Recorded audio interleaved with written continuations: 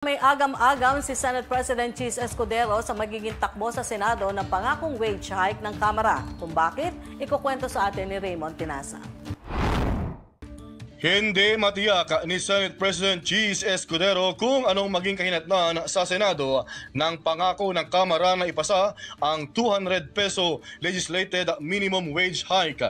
Sinabi ni Escudero, hindi pa sila nakapagsagawa ng pagdinig kaugnay nito at malalaman pa lamang kapag nagsimula na ang Kamara sa kanilang mga public hearings. Ayon kay Escudero, inaatasan nito ang mga kaukulang komite ng Senado para i-monitor ang House hearings para updated ang mga senador.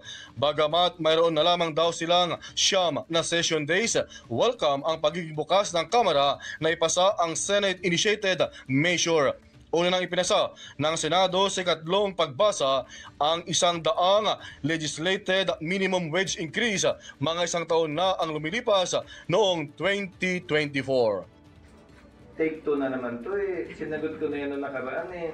Kung sakasakali, ito ang kauna. Walang kulang sa General Appropriations Act.